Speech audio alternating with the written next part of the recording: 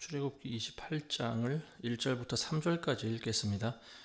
너는 이스라엘 자손 가운데서 내 형 아론과 그의 아들들을 그와 함께 내게로 오게 하여 그가 제사장 직분으로 나를 섬기도록 할지니 아론과 아론의 아들들인 나답, 아비후, 엘르아살과 이다말이라. 너는 내 형 아론을 위하여 영광과 아름다움을 위한 거룩한 의복을 만들지니라. 너는 내가 지혜의 영으로 충만케 한 마음이 지혜로운 모든 자에게 말하여 그들로 아론을 성별케 할 그의 옷을 만들어 그가 제사장 직분으로 나를 섬기도록 하라.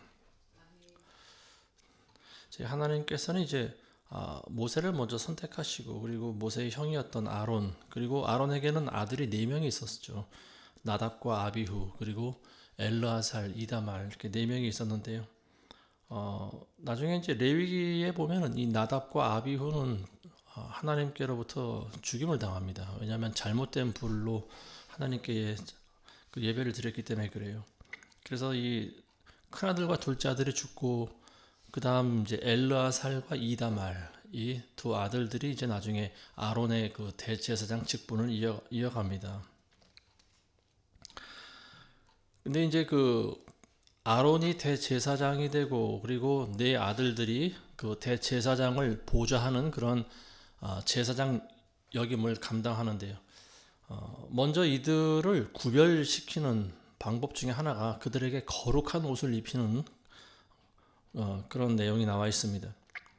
그래서 이 옷이라고 하는 거, 이게 우리가 항상 입고 다니는 거지만요, 옷이라고 하는 것은 그 사람의 성품과, 그리고 때로는 그 사람의 직업, 그리고 그 사람이 어떤 사람이라는 것을 보여줄 수 있는 그런 좋은 예표가 되는 것 같습니다. 이 제사장의 직분이라고 하는 것은 일반인들이 입을 수 없는 뭔가 다른 특별한 특징을 가지고 있는데요.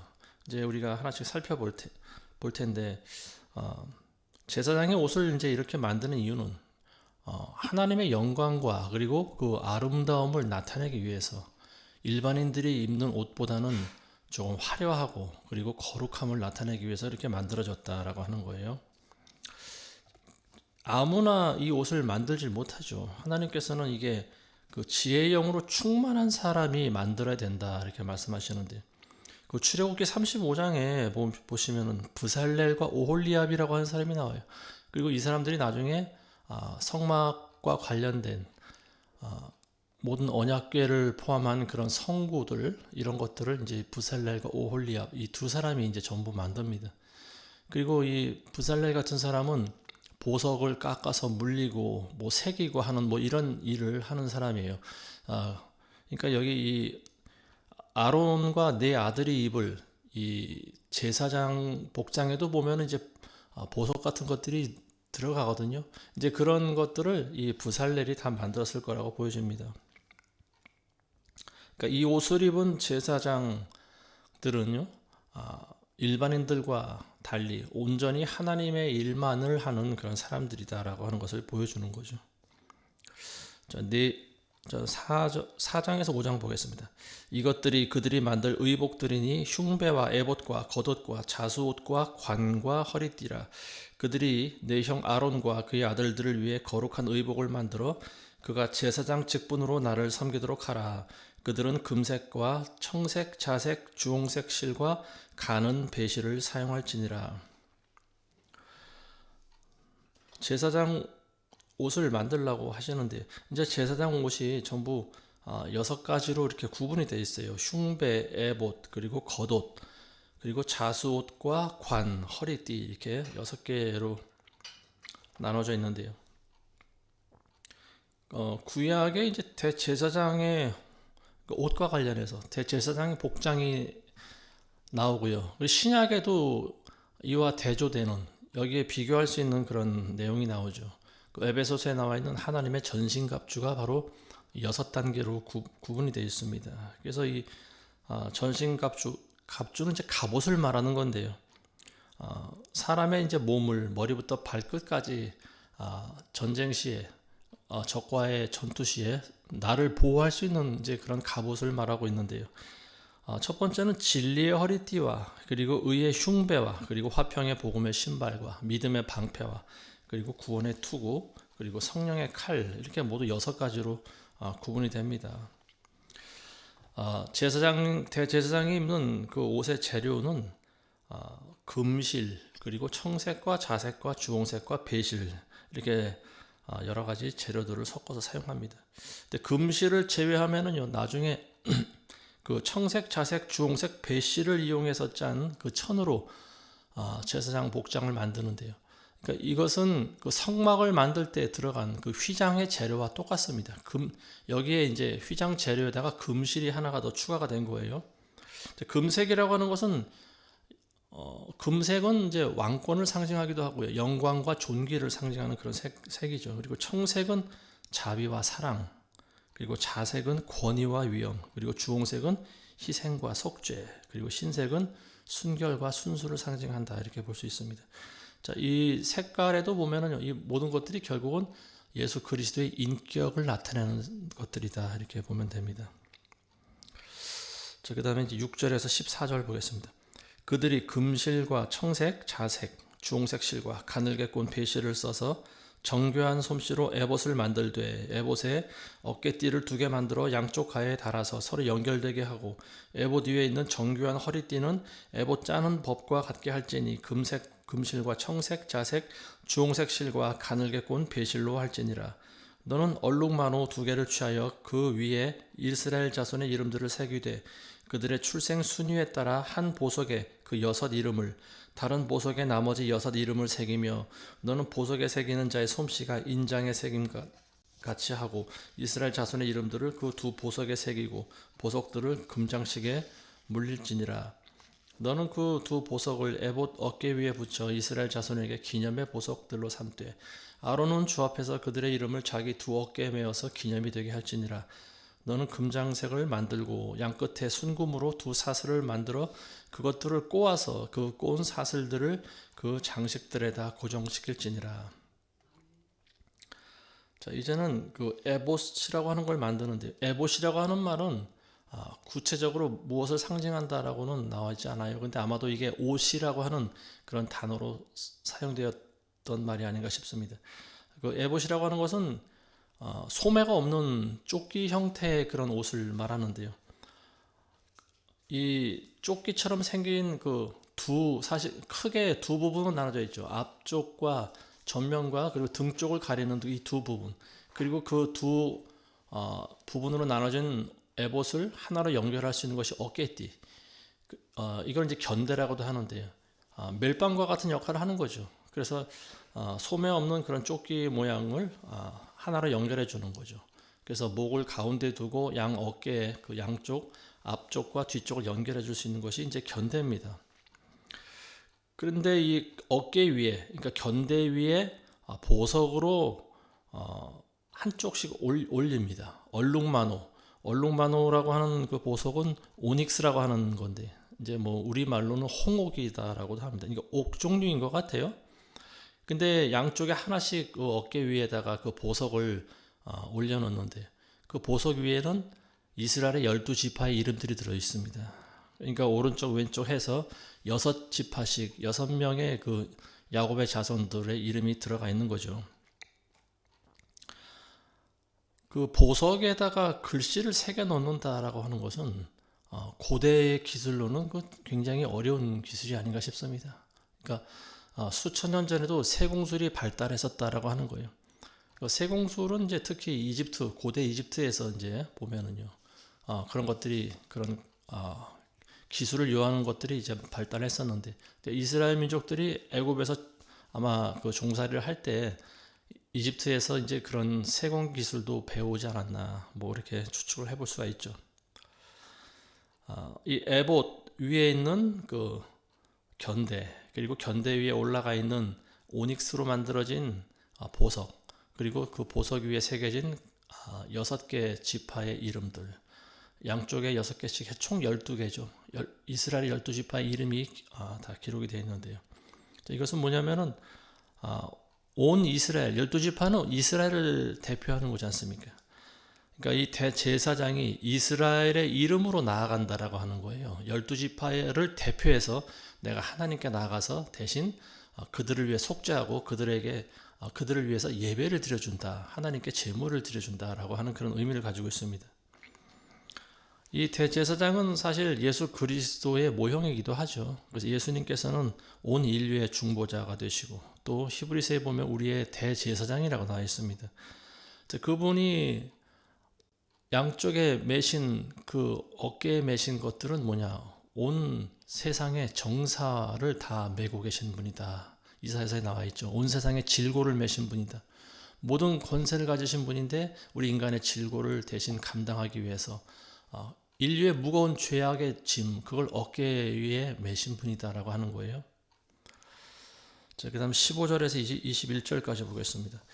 너는 심판의 흉배를 정교한 솜씨로 만들되 에봇의 솜씨에 따라 만들며 금실과 청색, 자색, 주홍색 실과 가늘게 꼬은 배실로 그것을 만들지니라.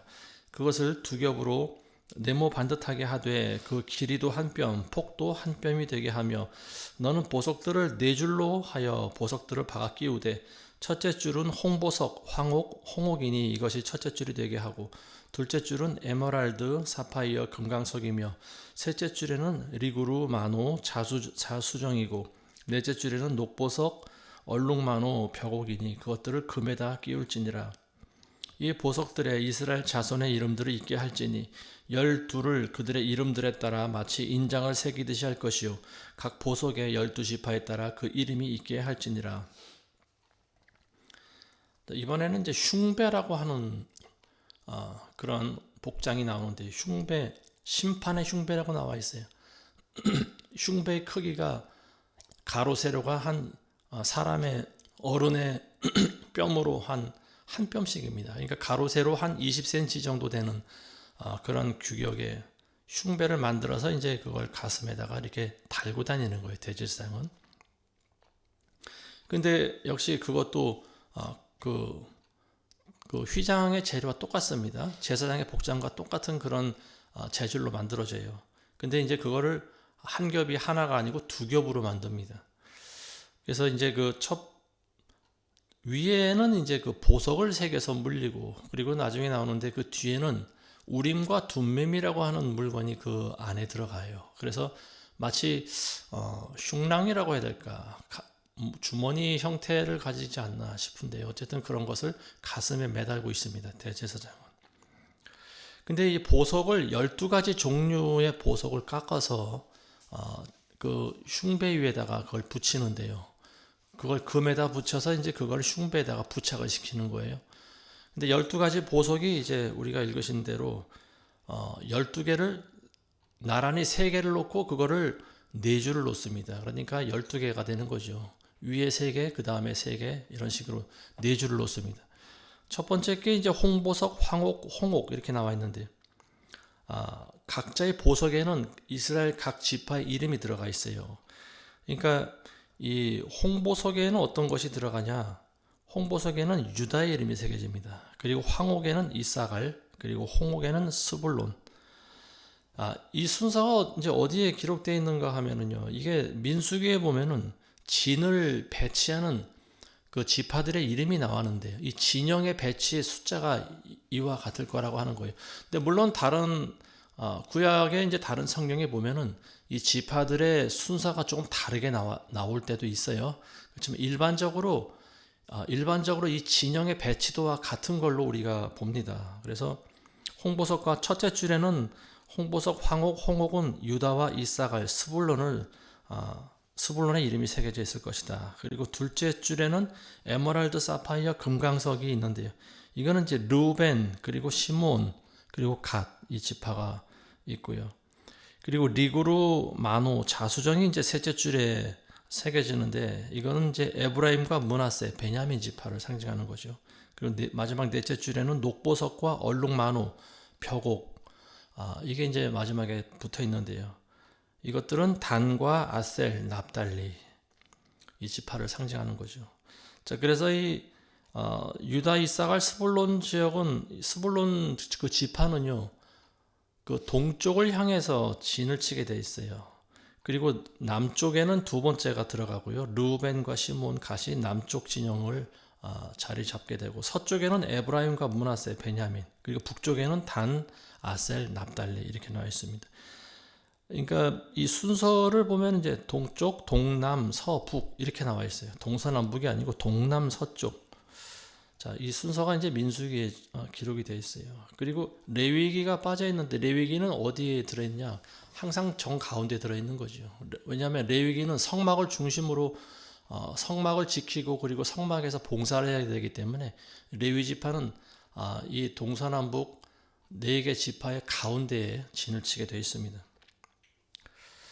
자, 그 다음에 22절에서 29절 보겠습니다. 너는 순금으로 만들어 꼰 곳의 양쪽에 사슬을 흉배 위에 만들고, 흉배 위에 두 금고리를 만들어 그 두 고리를 흉배 양 끝에 달고, 꼰 두 금사슬을 흉배 끝에 있는 두 고리에 매며, 꼰 두 사슬의 다른 양쪽 양 끝을 두 장식에 고정시켜 그 앞에 있는 에봇의 어깨띠에 멜지니라. 또 너는 금고리 둘을 만들어 에봇의 안쪽 면에 있는 가장자리에 흉배의 양 끝에 달고, 다른 금고리 둘을 만들어 정교한 에봇띠 위에 다른 고리가 연결되는 곳 옆에서 앞쪽을 향해 에봇 아래 양쪽 면에 달고, 청색 끈으로 에봇의 고리들에다 흉배의 고리로 흉배를 꿰어 정교한 에봇띠 위에 붙여 흉배가 에봇으로부터 떨어지지 않게 하라. 아론이 성소에 들어갈 때는 그의 가슴 위에 심판의 흉배 이스라엘 자손의 이름들을 자녀 주 앞에 지속적인 기념을 삼으라. 이스라엘 자손들의 이름을 기록하라고 하는 거죠. 심판의 흉배. 이 흉배라고 하는 것은 에봇이라고 하는 것은 이제 가장 겉에 드러나는 제사장의 복장이고요. 그리고 그 어깨띠로 고정되어 있는 소매 없는 그런 조끼와 같은 형태의 옷이라고 말씀드렸는데, 흉배라고 하는 것은 이제 그 에봇 위에 가슴 부위에 이제 그걸 단단히 부착을 시키는 그런 것이죠. 그래서 금으로 고리를 만들어서 이제 위에 두 개, 아래에 두 개 이렇게 흉배 그 에봇에다가 단단히 부착을 시킨다는 그런 말이에요. 자, 그 다음에 30절 보겠습니다.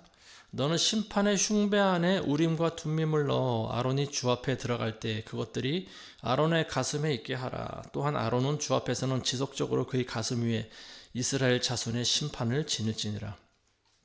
자, 이제 우림과 둠밈이라고 하는 물건이 등장을 하는데요.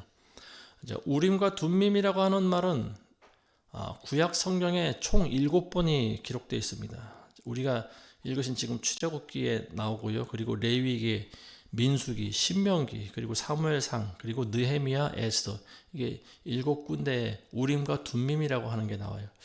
아마도 이 우림과 둠밈이 느헤미야와 에스더서에도 나오는 걸 보니까 포로기 때 바벨론의 포로로 끌려가서 귀환했을 때도 이 우림과 둠밈이 존재하지 않았나 싶습니다.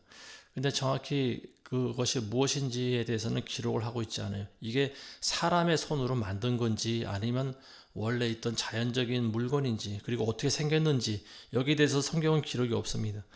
근데 우림과 둠밈이라고 하는 말이 무슨 말이냐? 우림은 빛을 말하는 거예요. 그리고 둠밈이라고 하는 것은 온전하다라고 하는 그런 뜻을 가지고 있습니다. 뭐 학자들에 따라 조금씩 의견이 다르긴 하지만요. 이 우림과 둠밈이 아마도 매끈한 그런 동굴 납작한 조약돌 형태였을 것이다라고 말하는 사람도 있고요. 그리고 아마도 이 우림과 둠밈 이 두 단어로 구성되어 있는 것을 근거로 해서 두 개의 주사위 형태가 아닌가 뭐 이렇게 추측하는 사람도 있는 것 같아요. 자, 이 우림과 둠밈이라고 하는 것의 용도가 뭐냐? 하나님의 뜻을 묻기 위해서 사용하던 물건입니다. 그러니까 어떻게 보면 이게 주술적인, 그러니까 다른 이방 종교로 보면은요, 주술을 사용할 때 쓰는 물건 같은 거죠. 사실 주사위도 그런 맥락에서 나온 거 아니겠습니까? 두세 개의 어떤 주사위를 굴려가면서 거기에 나오는 숫자를 통해서 앞날을 점치는 뭐 이런 이방 종교에서는 이제 그런 종교도 있지 않습니까? 그러니까 이것은 우림과 둠밈이라고 하는 것은 구약 시대 때 백성들이 하나님의 뜻을 구할 때, 하나님의 뜻이 무엇인지 정확히 모를 때 아마 이 우림과 둠밈을 통해서 하나님의 뜻을 알기 위해서 사용했던 물건인 것 같습니다. 어떤 형태인지는 정확히 몰라요. 근데 하나님의 뜻을 묻고 그리고 제비 뽑기를 할 때 또 우림과 둠밈을 사용했다라고 하는 거죠. 그래서 이 우림과 둠밈이라고 하는 것이 흉배, 흉배에 부착되는 거라고 말했지 않습니까? 이것이 아마 이 흉배 안쪽에 들어가는 것 같고요. 그리고 겉에 이스라엘 12지파를 나타내는 보석으로 이것이 이제 장식이 되고, 아마도 이 우림과 둠밈을 이렇게 드러내고서, 제 생각엔 그래요. 제사장이 하나님의 뜻을 구할 때 우림과 둠밈을 아마 이 안에서 꺼내서 하나님께 어떻게 하는 것이 하나님의 뜻입니까? 아마 물어볼 수도 있다라고 하는 거죠. 그랬을 때 이제 이스라엘의 12지파가 각기 가지고 있는 특징이 있지 않습니까? 보석마다 색깔이 다르고 광채가 다르고, 이제 그러다 보니까 이제 예를 들면은요, 적군이 쳐들어왔을 때 온 이스라엘 지파가 전부 다 참가를 해야 될까요? 아니면 어느 지파가 그들을 물리칠까요? 뭐 이런 식의 뜻을 하나님께 구할 때 보석의 빛이 밝게 들어오는, 보석이 빛나는 아마 그런 식의 방법을 하나님께서 사용하지 않으셨을까 싶기도 하죠. 오늘날에도 보면은 이제 뭐 전등불이 이렇게 들어와서 뭐 어떤 알리기도 하지 않습니까? 전광판에 불이 들어와서 이제 그런 시스템으로 이제 전기로 만들었는데, 과거에는 전기가 없지만 하나님께서는 그 보석을 통해서 하나님의 뜻을 알리셨을 것이다라고 하는 거죠. 그러니까 예를 들면은 이번에는 유다 지파가 나가라 그랬을 때는 이제 유다 지파에 해당되는 그 보석에 불이 들어오든지, 아니면은 두 지파나 여섯 지파가 오면은 거기에 해당되는 보석에 불이 들어오기도 하고요. 그런가 하면은 이 히브리 알파벳이라고 하는 게 있어요. 알렙서부터 시작해가지고 이 총 18개가 있는데, 이 18개의 조합으로 이걸 나눠서 볼 수도 있다라고 하는 거죠. 그래서 12개 보석인데, 어떤 식으로든지 간에 그때 어떤 그런 규정이 있지 않았을까 싶습니다. 성경에는 기록되고 있지 않지만 12개 보석의 조합을 통해서 하나님의 그 뜻을 문자로 알 수 있을 것이다 라고 하는 거예요. 그래서 이 우림과 둠밈이라고 하는 것은 그 구약시대 때 있어서 굉장히 중요한 물건이었다라고 하는 겁니다. 그 다음 31절에서 35절 보겠습니다. 너는 에봇의 겉옷을 모두 청색으로 만들되 그 한가운데 꼭대기에는 구멍을 내고 그 구멍 주위에 직주한 묶음을 두어 사슬 갑옷의 구멍처럼 하여 그것이 찢어지지 않게 하라. 그 겉옷 가장자리에 둘레에 청색, 자색, 주홍색 실로 석류를 만들어 그 가장자리 아래 달고, 또 금방울을 둘레의 석류 사이에 달지니 금방울 한 개와 석류 한 개, 금방울 한 개와 석류 한 개를 겉옷의 가장자리 둘레에 달지니라. 그것은 아론이 섬길 때 입을 것이니 그가 주 앞 성소에 들어갈 때와 그가 나올 때 그 소리가 들리면 그가 죽지 않은 것이라. 에봇의 겉옷을 이야기하고 있어요. 이것은 이제 에봇 안에, 그리고 에봇 안에 들어가 있는 거죠. 밭에 입는 치마처럼 긴 옷을 말하고 있는데, 그러니까 무릎 아래까지 내려오는 그 긴 옷 끝단에 금방울과 석류의 모양을 매답니다. 그러니까 교차하면서 매다는 거예요. 금방울과 석류, 금방울, 석류 이런 식으로 돌아가면서 옷 주변에 돌아가면서 금방울하고 석류 모양의 그 장식을 매다는 거예요. 근데 이거 몇 개를 매다는지에 대해서는 나와 있지 않습니다. 아마도 뭐 10개 정도에서 뭐 많게는 뭐 100개 이상도 된다 이렇게 주장하는 사람도 있어요. 근데 이 금방울이라고 하는 것은 어떤 용도를 지니냐 하면은 그 사람이 살아있다라고 하는 걸 알리는 거예요. 이 대제사장의 복장에만 달려있는 거예요, 금방울은. 그러니까 이 대제사장이 성소 안에서 움직이면서 다닐 때 항상 딸랑딸랑 하는 금방울 소리가 들리는 거죠. 근데 금방울 소리가 들리지 않으면은 없는 거예요. 그 사람이 그 안에 없든지, 아니면 지성소에 들어갔을 때 금방울 소리가 들리지 않으면요, 이 대제사장은 죽은 거예요, 그 안에서. 그래서 뭐 일설에 의하면은 대제사장이 지성소 안에 들어가기 전에 발목에 끈을 묶는다고 해요. 그래서 금방울 소리가 들리지 않으면은 밖에 있는 사람이 끈을 잡아당겨서 제사장을 끌어낸다고 합니다. 죽은 사람은 움직이지 못하잖아요. 그러니까 그런 용도로도 쓰였다 이렇게 이야기하고 있습니다. 그러니까 살아있는 대제사장은 항상 딸랑딸랑 소리를 내면서 움직이게 돼 있어요. 조금이라도 움직이면 이 금방울이 소리를 냅니다. 그러니까 그 안에서는 이 금방울 소리를 통해서 대제사장이 부재했는지 죽었는지를 알 수 있는 거죠. 자, 이게 이제 영적인 의미가 있어요. 이게 뭐냐면 신약에 보면은 그리스도인의 향기라고 하는 것이 나옵니다. 이 그리스도인 향기라고 하는 것은 그 사람 주위에 항상 뿜어져 나오는 거죠. 소리도 마찬가지인 거죠. 청각을 통해서 구약시대 때 어떤 대제사장의 생사를 확인할 수 있다라고 하면은요, 신약시대 때는 향기를 통해서 그 사람의 영적인 상태를 알 수가 있습니다. 그 사람이 영적으로 죽은 사람인지 살아있는 사람인지 그리스도의 향기를 통해서 우리는 알 수 있다라고 하는 거예요. 자, 이 금방울은 이제 소리를 내고, 그리고 또 그 옆에 달려 있는 것은 석류. 석류는 열매지 않습니까? 그러니까 살아있는 그리스도인들은 항상 금방울과 같은 그런 소리를 내야 되고요. 복음의 향기를, 복음을 전하고, 그리고 또 그리스도인의 향기를 뿜어야 되고, 또 그로 인해서 열매를 맺어야 된다라고 하는 말입니다. 36절에서 39절 보겠습니다. 너는 순금으로 패를 만들어서 인장을 새기듯이 그 위에 주께 거룩함이라고 새기고, 너는 그것이 관 위에 있도록 청색 끈으로 매되 그것이 관 안쪽에 있게 하라. 이 패가 아론의 이마에 있게 하여 이스라엘 자손이 그들의 모든 거룩한 예물로 신성하게 하는 것들의 죄악을, 거룩한 것들의 죄악을 아론으로 하여금 감당하게 하라. 그 패가 아론의 이마에 항상 있으므로 그 예물들이 주께 받아들여지리라. 너는 가는 배실로 옷을 수놓고 또 가는 배실로 관을 만들고 너는 허리띠를 바느질해서 만들지니라. 자, 여기 보면 이제 관이라고 하는 것은 머리에 쓰는 건데, 모자처럼 그냥 머리에 푹 쓰는 것이 아니고, 관은 영어로 뭐냐면 터번이라고 나와 있습니다. 터번이라고 하는 것은 그 보면은 머리에 이렇게 천을 둘러서 감는 걸 말하는 거죠. 머리를 감싸는 그런 형태의 모자를 말하는 건데요.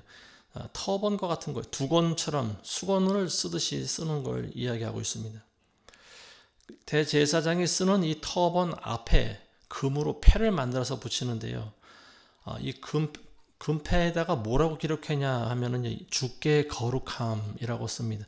이걸 이제 코데시라 예호와라고 하는데, 코데시라고 하는 말은 거룩하다라고 하는 말입니다. 그러니까 여호와께 거룩함이라고 하는 글자를 새겨서 그 금패를 두 건 앞에다 붙이는 거예요. 그러니까 대제사장은 항상 주께 거룩함이다라고 하는 그런 어떤 대명사로 쓰이는 말을 모습을 보여주는 거죠.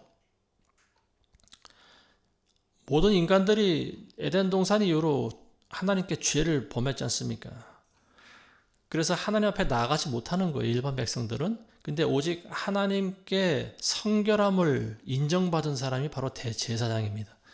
그래서 이 대제사장은 하나님 앞에 이마에 붙어있는 금패에 새겨진 여호와께 거룩함, 이 사람은 여호와 앞에 거룩한 사람입니다라고 하는 것을 이제 인정해주는 듯한 그런 물건이에요, 이 금패라고 하는 것이. 그래서 이 하나님으로부터 인정받은 대제사장만이 하나님께 예물을 드리고 하나님께 제사를 드려줄 수 있는 자격이 생긴다라고 하는 거예요. 자, 에스겔서 9장에 보시면은요, 한 천사가 등장하지 않습니까? 그때 이제 모든 유다와 예루살렘이 전부 배교한 상태고요. 많은 선지자와 제사장들이 우상을 숭배하고 그런 시대인데, 그 예루살렘에서 행해지는 이런 가증한 짓들을 보고 울면서 탄식하는 사람들이 있습니다. 근데 하나님께서는 천사에게 명령을 하시는데, 그런 사람들, 지금 예루살렘에서 행해지고 있는 이런 가증한 짓들에 대해서 울면서 탄식하고 기도하는 사람들의 이마에 표시를 하라고 합니다. 어떤 표시를 할까요? 아마도 이 금패에 새겨진 것과 같이 주께 거룩함이라고 하는 그런 단어가 새겨진 그런 인을 표시하지 않을까 싶습니다. 주께 거룩한, 이 사람은 거룩한 사람입니다. 즉 죽임을 당하면 안 되는 사람입니다 라고 하는 그 표시를 이마에 한다라고 하는 거예요. 우리 사람의 눈에는 보이지 않죠. 그렇지만 천사가 표시한 이 인장은 하나님 보시기에 거룩한 사람들입니다. 그래서 이런 사람들은 마지막 때 죽임을 당하지 않는 거예요.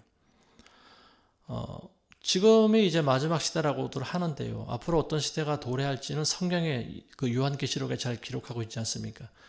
근데 이 적그리스도라고 하는 존재는 항상 예수님, 그리스도를 따라하는 존재죠. 그래서 이 적그리스도도 예수님을 따라합니다. 하나님을 따라합니다. 그래서 이 짐승이 이제 자기 소유물에 대해 자기 표식을 하는 것이 바로 짐승의 표, 666을 새겨넣는 것이다. 이제 우리가 그렇게 알고 있는 거죠. 666이다라고 하는 것은 거룩함과는 정반대되는 개념이죠. 이 6이라고 하는 숫자는 사람의 숫자고요. 짐승의 숫자입니다. 그 다음에 이제 마지막으로 40절에서 43절 보겠습니다. 아론의 아들들을 위해 너는 옷들을 만들며 그들을 위해 허리띠를 만들고 그들을 위해 영광과 아름다움을 위한 모자를 만들되 그것들을 내 형 아론과 그와 함께한 그의 아들들에게 입히고 그들에게 기름을 붓고 그들을 성결하게 하고 그들을 거룩하게 하여 그들로 제사장 직분으로 나를 섬기게 할지니라. 너는 그들에게 배로 속옷을 만들어 그들의 벌거벗음을 가리게 할지니 그 옷은 허리에서부터 넓적다리에까지 이르게 하라.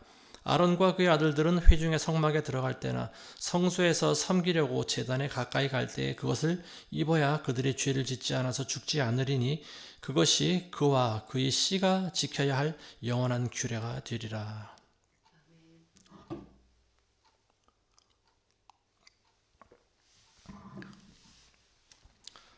자, 39절까지가 이제 대제사장이 입는 복장에 대해서 기록을 하고 있었고요. 그리고 지금 우리가 읽으신 말씀은 이제 그 아들들, 일반 제사장들의 복장을 이제 말하고 있는 거죠. 일반 제사장, 그러니까 아론의 아들들이 입는 옷은 아버지 그 대제사장이 입는 옷과는 좀 그거보다는 좀 간편한 거예요. 대제사장은 가장 거룩한 자기 때문에 뭐 보석으로도 뭐 금패도 붙이고 뭐 흉배에 또 그런 우림과 둔밈도 있고 보석으로 12지파의 어떤 그런 모양도 나와 있고 또 금방울과 석류의 어떤 장식도 달려있는 그런 참 화려한 옷입니다. 그렇지만 이 아론 아들들이 입는 옷은 비교적 굉장히 간단한 옷이에요. 거기에 비하면은 그냥 옷과 그리고 속옷, 배로 만든 속옷을 입고요. 그리고 허리띠, 그리고 모자. 자, 이 정도로만 이제 구성이 되어 있습니다. 근데 여기서 이제 중요한 것이 뭐냐? 제사장들이 성소에서 하나님을 섬길 때 항상 속옷, 베옷으로 만들어진 속옷을 입어야 된다라고 하는 거예요. 왜냐하면 하체가 드러나는 것을 방지해야 되기 때문에 그렇습니다. 하체. 과거에 이제 이스라엘 백성들이 입었던 옷이 거의 대부분 보면 이제 통으로 짠 옷이지 않습니까? 그러다 보니까 더운 나라에서 굳이 내복을 입을 필요가 없는 거죠. 그래서 바람이 불거나 하면은 바람에 옷이 날리면은 하체가 드러나게 돼 있어요. 근데 그걸 방지하기 위해서 제사장들은 고이라고 하는 걸 입습니다. 고이. 속에 입는 그 내복과 같은 건데요. 이 배로 짠 고이를 입어서 바람이 불어도 하체가 드러나지 않게 그걸 방지하는 역할을 하는 거예요. 원래 에덴 동산에서 아담과 하와가 하나님께 죄를 지었을 때 본인들이 자신들의 수치를 가리려고 입었던 옷이 있습니다. 그게 뭐냐면 무화과나무로 만든 옷이에요. 근데 이 무화과나무로 잎을 엮어서 만든 거는요, 하체가 그대로 다 드러나요. 조금만 움직이면 하체가 다 드러나요. 얼마나 부실한 옷인지 몰라요. 근데 그걸 방지하기 위해서 하나님께서 만들어주신 옷이 동물의 가죽으로, 그러니까 아마도 양가죽 아닐까요? 예수님이 어린 양을 상징하지 않습니까? 그러니까 어린 양을 잡아서 그 가죽으로 아담과 하와를 입히셨을 것이다 라고 우리가 추정해 볼 수 있는 거죠. 죄가 없을 때는 뭐 벌거벗고 하나님을 섬겨도 전혀 문제가 되지 않았어요. 하나님께서는 그걸 문제 삼지 않으십니다. 우리는 수치를 모르기 때문에 그게 죄가 되질 않아요. 근데 불순종했을 때 죄가 들어오고 눈이 밝아졌을 때 인간은 가장 먼저 수치심을 느낍니다. 그래서 인간이 한 행동이 뭐냐? 무화과나무 잎을 엮어서 자기 수치를 가리는 거예요. 근데 그 무화과나무라고 하는 것이 인본주의를 상징하는 거죠. 우리 인간이 우리 자신의 죄악을 아무리 감추려고 해도 그것은 하나님께 감춰지지가 않는다라고 하는 거죠. 우리 인간의 수치를 가리기 위해서는 가죽으로 된 옷을 입어야 되는데 그게 바로 예수님의 보혈로 우리를 덮으셨다라고 하는 그런 의미를 가지고 있습니다. 그래서 예수님께서는 우리를 위해서 대신 우리의 수치를 가려주신 분입니다. 자, 이제 여기까지 다시 한번 정리하겠습니다. 이 제사장들이 입는 옷이라고 하는 것은요, 하나님께서 명령하신 대로 만들어져야 되는 거예요. 그래야 거룩함을 인정받을 수가 있습니다. 거룩한 옷을 입지 않고서 하나님께 나아가는 것은 하나님께 용납이 되질 않는 그런 거예요. 그 다음에 이 옷이라고 하는 것을 이제 다시 한번 쭉 살펴보면은 흉배, 그리고 에봇, 그리고 겉옷, 그리고 속옷, 그리고 또 관, 그리고 띠, 이렇게 6단계로 구분할 수 있는데요. 흉배라고 하는 것은 이제 그 에봇의 겉옷 위에 입는 그런 판결을 위해서 입는 흉배를 말하고, 두 겹으로 되어 있고 한 뼘 규격의 크기, 가로 세로 정사각형의 모양이고요. 그리고 앞에는 보석, 12지파를 상징하는 12개의 보석이 달려있고 그 안에는 우림과 둠밈이 들어있다라고 하는 거죠.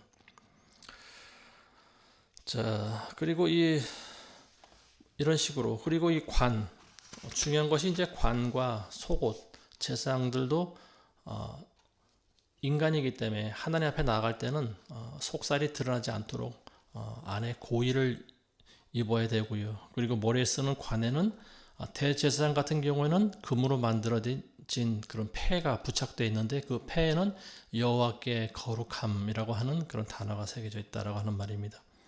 자, 그래서 이 대제사장과 제사장의 복장을 통해서 우리가 알아야 될 사실은 뭐냐?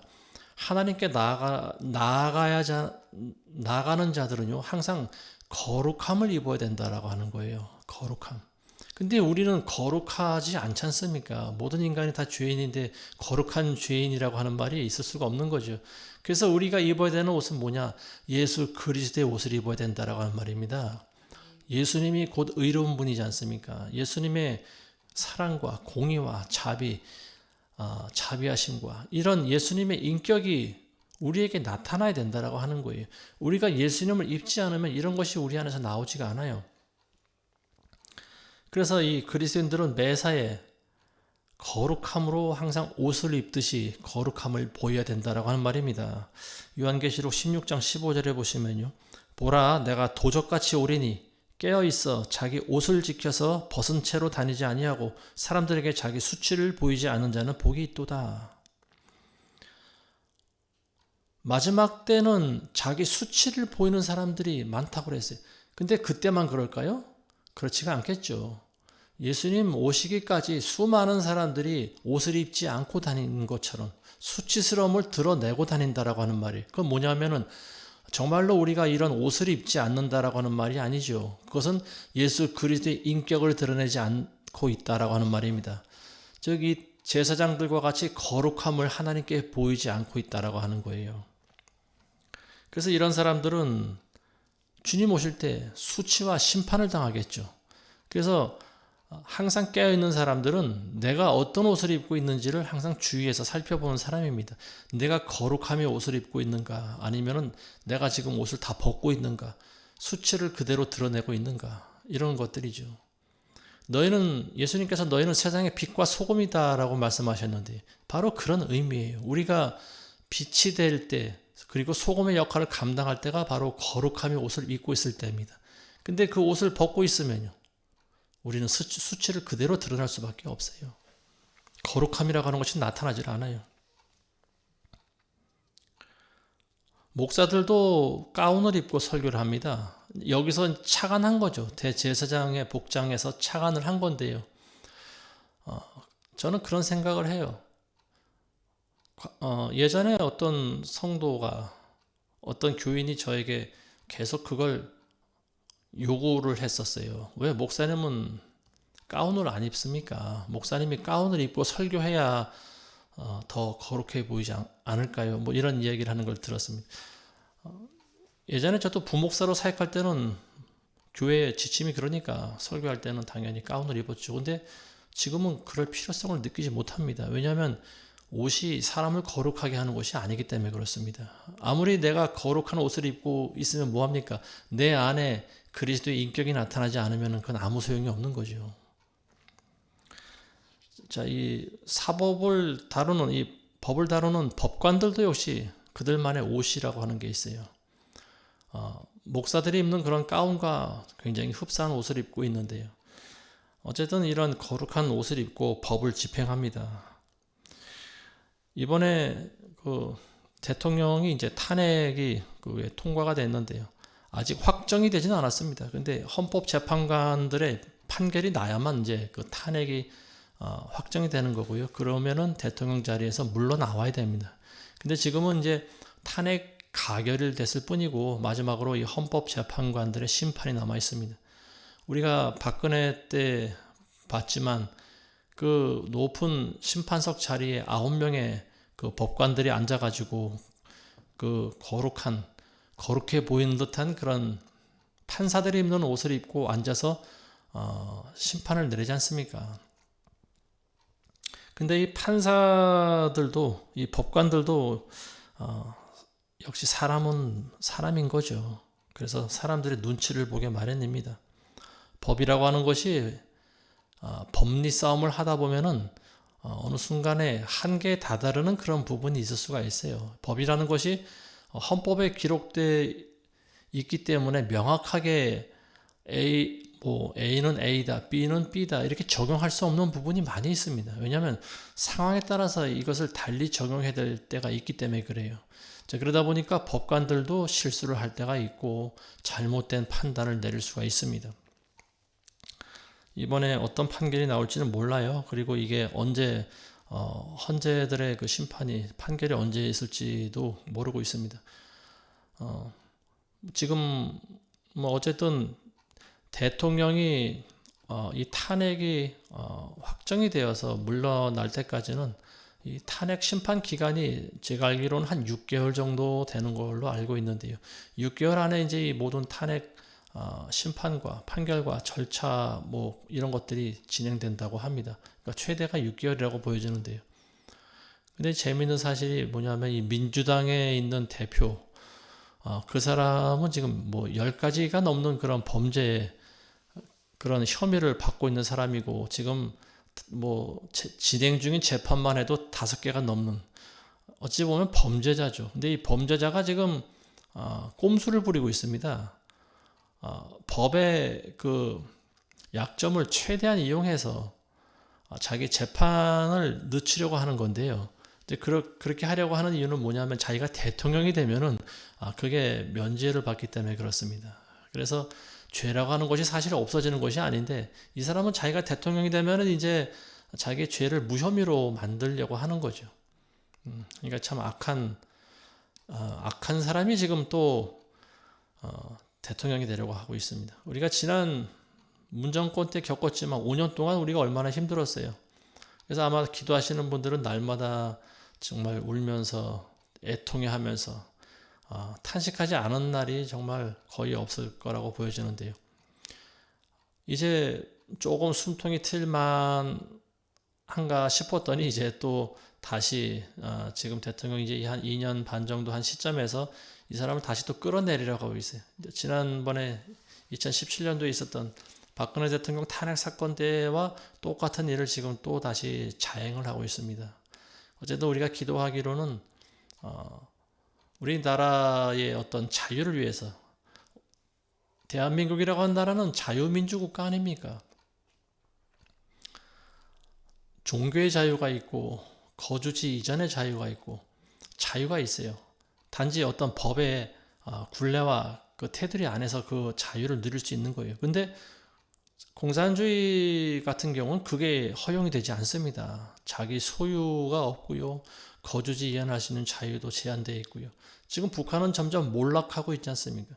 거의 밑바닥까지 온 것 같아요. 보니까. 그래서 지금 오늘 아침에도 뉴스를 보니까 북한에서 이제 김정은이 더 이상 돈이 바닥이 났다고 해요. 그래서 금괴를 많이 가지고 있었는데 이걸 전부 이제 다 써먹고 남은 것이 없는 것 같아요. 남은 게 뭐냐? 인력밖에 없습니다. 그래서 인력을 지금 러시아에 팔아먹고 있죠. 병사들 팔아서 그걸로 이제 돈을 벌고 그리고 이제 병사들도 이미 뭐 많이 죽은 걸로 보도가 되고 있지 않습니까? 수백 명이 지금 뭐 이미 다 사망해서 눈밭에 그냥 시체들 쭉 나열해 놓은 걸 지금 우리가 보고 있는데요. 참 너무 북한이 이제 적이지만 죽은 병사들을 보면 너무 비참하고 불쌍한 거예요. 어쨌든 한 명의 잘못된 지도자 때문에 수천만의 사람들이 고생하고 있는 그 나라가 바로 북한입니다. 근데 그런 북한과 같은 체제를 지금 우리나라의 민주당이 그대로 따라가려고 하는 거, 이것이 악하다라고 하는 거죠. 하나님 보시기에 이것은 굉장히 악한 겁니다. 이건 뭐 헌법이고 뭐 민법이고 사법이고 법의 적용이 그런 거에 어떤 그런 필요성이 없는 거예요. 윤 대통령은 이제 그걸 막아보고자 비상계엄령을 발동한 거고, 그 반대하는 사람들은 대통령이 내란죄라고 몰고 가서 대통령을 지금 끌어내리려고 하는 거고요. 그건 결국 공산당들이 하는 인민재판밖에 되지 않는다라고 하는 거죠. 그래서 내로남불이라고 하는 말이 괜히 생긴 게 아닌 것 같습니다. 그 사람들은 자기네들한테 이익이 되면은 또 법을 거기에 맞는 법을 적용하고요. 자기네들한테 불합리하면은 또 거기에 대한 또 반대되는 또 의견을 자꾸만 제시를 합니다. 어쨌든 우리나라는 민주당이 요구하는 그런 식의 나라가 되면 안 된다라고 하는 거죠.